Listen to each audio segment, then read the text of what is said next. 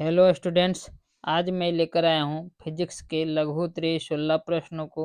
इससे 75% प्रश्न एग्जाम में निश्चित रूप से आएंगे, इसलिए इसे अंत तक जरूर देखें। यदि अभी तक आपने हमारे चैनल को सब्सक्राइब नहीं किया है तो जल्दी से सब्सक्राइब कर दें ताकि हमारे वीडियो का नोटिफिकेशन आपको मिलता रहे। साथ ही इस वीडियो को अपने दोस्तों को भी शेयर कर दें तथा वीडियो को लाइक कर दें, जिससे हमारा मोटिवेशन बढ़े। तो चलिए चलते हैं प्रश्नों पर। पहला प्रश्न है, दृष्टि दोष क्या है, यह कितने प्रकार का होता है। इसका उत्तर है, जिस नेत्र में प्रतिबिंब रेटिना पर नहीं बनता है वैसे नेत्र को दृष्टि दोष युक्त नेत्र कहा जाता है, और दोष युक्त नेत्र को से देखने की क्रिया को दृष्टि दोष कहते हैं। दृष्टि दोष 4 प्रकार के होते हैं। पहला है निकट दृष्टि दोष, दूसरा है दूर दृष्टि दोष, तीसरा है जरा दृष्टि दोष और चौथा है अबिंदुकता। अगला प्रश्न है, अंतरिक्ष यात्री को आकाश का रंग काला क्यों दिखाई देता है। पहला है, अंतरिक्ष में कोई कण उपस्थित नहीं है, अर्थात वहाँ कोई वायुमंडल नहीं है, इसलिए वहाँ प्रकाश का प्रकीर्णन नहीं होता है। प्रकीर्णन नहीं होने के कारण आकाश काला दिखता है। अगला प्रश्न है, विद्युत मोटर का सिद्धांत लिखें। इसका उत्तर है, जब विद्युत धारावाही कुंडली को चुंबकीय क्षेत्र में रखा जाता है तो वह कुंडली एक बल आघूर्ण का अनुभव करती है। इसके परिणाम स्वरूप कुंडली घूर्णित करती है। यही विद्युत मोटर का सिद्धांत है। अगला प्रश्न है, विद्युत मोटर में विभक्त वलय की क्या भूमिका है। इसका उत्तर है, विद्युत मोटर में विभक्त वलय दिक् परिवर्तन का कार्य करता है। कुंडली के प्रत्येक आधे घूर्णन के बाद यह विभक्त वलय धारा की दिशा को पुनः वापस कर देती है तथा कुंडली को एक समान रूप से घूर्णन के लिए प्रेरित करती है। अगला प्रश्न है, उत्तल लेंस को अभिसारी लेंस क्यों कहा जाता है। इसका उत्तर है, उत्तल लेंस अपवर्तित सभी किरणों को एक बिंदु पर अभिसारित कर देता है, इसलिए इसे अभिसारी लेंस कहते हैं। अगला प्रश्न है, प्रत्यावर्ती धारा और दिष्ट धारा में क्या अंतर है। तो इसका उत्तर है, प्रत्यावर्ती धारा और दिष्ट धारा में निम्नलिखित अंतर है। एक साइड लिखेंगे प्रत्यावर्ती धारा और दूसरे साइड लिखेंगे दिष्ट धारा। प्रत्यावर्ती धारा का पहला है, प्रत्यावर्ती धारा का मान तथा दिशा समय के साथ दोनों बदलता है। दूसरा में है, इसे आसानी से उत्पन्न किया जा सकता है। तीसरा है, यह डीसी की अपेक्षा अधिक घातक होता है। चौथा, इसे आसानी से डीसी में बदला जा सकता है। और पांचवा है, यह चालक के सतह पर प्रवाहित होता है। दिश धारा का पहला है, केवल धारा का मान बदलता है, अर्थात दिश धारा एक ही दिशा में बहती है। दूसरा है, इसे उत्पन्न करने में कठिनाई होती है। तीसरा है, यह एसी की अपेक्षा कम घातक होता है। चौथा, इसे एसी में बदलने में काफ़ी कठिनाई होती है। और पांचवा है, यह चालक के अंदर से प्रवाहित होता है।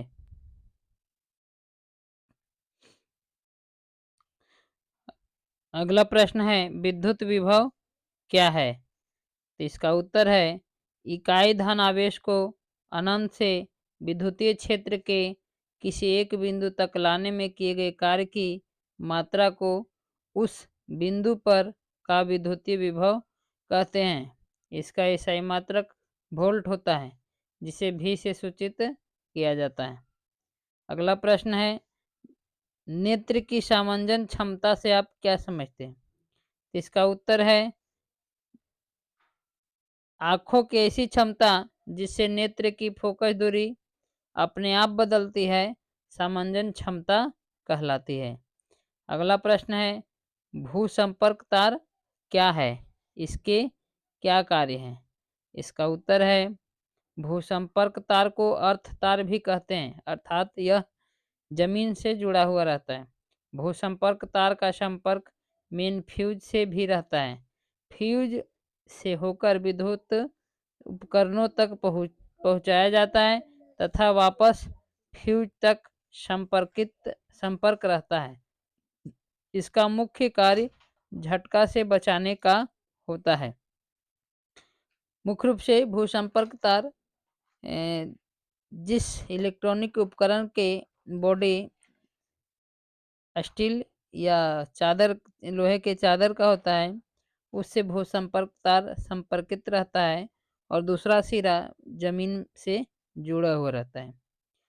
और यह जब विद्युत करंट आ जाता है लोहे की चदरे में, तो यह झटके से बचाने का कार्य करता है। अगला प्रश्न है, सामान्य नेत्र 25 सेंटीमीटर से निकट रखी वस्तु को स्पष्ट क्यों नहीं देख पाते हैं? इसका उत्तर है, अभिनेत्र लेंस की फोकस दूरी एक निश्चित न्यूनतम सीमा से कम नहीं हो सकती है। इसे कम करने के प्रयास से आंखों पर तनाव बढ़ता है और वस्तु धुंधली दिखाई देती है। इसलिए सामान्य नेत्र 25 सेंटीमीटर से निकट रखी वस्तुओं को स्पष्ट नहीं देख पाते हैं। अगला प्रश्न है, उत्तल लेंस में वस्तु का आभासी एवं आवर्धिक प्रतिबिंब हेतु वस्तु की स्थिति कहाँ होनी चाहिए? इसका उत्तर है, जब वस्तु को उत्तल लेंस के मुख्य फोकस एवं प्रकाशिक केंद्र के बीच रखा जाता है तो प्रतिबिंब आभासी एवं आवर्धित बनती है। जैसा कि आप चित्र में देख सकते हैं कि वस्तु का काल्पनिक और आवर्धित प्रतिबिंब बनने के लिए वस्तु को मुख्य फोकस और प्रकाशीय केंद्र के बीच रखा गया है। अगला प्रश्न है, सूर्योदय एवं सूर्यास्त के समय सूर्य रक्ताभ क्यों प्रतीत होता है? इसका उत्तर है, सूर्योदय एवं सूर्यास्त के समय सूर्य क्षितिज के समीप रहता है, अर्थात काफी दूर स्थित रहता है। ऐसी स्थिति में सूर्य से निकलने वाले प्रकाश को वायुमंडल में लंबी दूरी तय करना पड़ता है। क्षितिज के समीप नीले तथा कम तरंगदैर्ध्य के प्रकाश का अधिकांश भाग वायुमंडल में उपस्थित कणों द्वारा प्रकिरणित हो जाता है। सबसे अधिक तरंगदैर्ध्य वाले लाल रंग के प्रकाश का प्रकीर्णन सबसे कम होता है, इसलिए लाल रंग का प्रकाश है हमारे नेत्रों तक पहुंच पाता है। अतः सूर्योदय एवं सूर्यास्त के समय सूर्य रक्ताभ प्रतीत होता है। अगला प्रश्न है, विद्युत चुंबकीय प्रेरण से आप क्या समझते हैं? इसका उत्तर है, यदि किसी चुंबक को बंद कुंडली के समीप लाया जाता है या उस चुंबक को उस कुंडली से दूर ले जाया जाता है तो दोनों ही स्थितियों में कुंडली में धारा प्रवाहित होती है।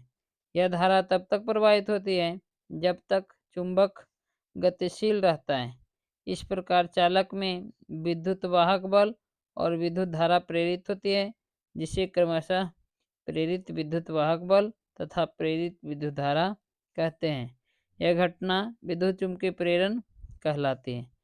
संक्षेप में, परिवर्तित चुंबकीय क्षेत्र यानी फ्लक्स के कारण किसी चालक में धारा उत्पन्न करने की घटना विद्युत चुंबकीय प्रेरण कहलाती है। अगला प्रश्न है, किसी चालक का प्रतिरोध किन किन बातों पर निर्भर करता है? तो उत्तर है, किसी चालक का प्रतिरोध निम्न बातों पर निर्भर करता है। पहला है चालक की लंबाई पर, अर्थात आर समानुपाती एल, यानी आर जो है प्रतिरोध है जो चालक तार की लंबाई के समानुपाती होते हैं। दूसरा है चालक के अनुप्रस्थ परिच्छेद के क्षेत्रफल पर, अर्थात आर जो है तार के अनुप्रस्थ परिच्छेद के क्षेत्रफल का व्युत्क्रमानुपाती होता है। तीसरा है चालक की प्रतिरोधकता पर, अर्थात प्रतिरोध जो है चालक की प्रतिरोधकता का सीधा समानुपाती होता है। इस प्रकार तीनों समीकरण को हमें मिलाने पर प्राप्त होता है R इज इक्वल टू रो बटा एल बटा ए। किस प्रकार से 2 अंक का स्तरीय प्रश्न फिजिक्स में आने वाले हैं, तो इसको आप रट लें। इसी प्रश्नों में से बहुत सारे प्रश्न परीक्षा में आने वाले हैं। धन्यवाद।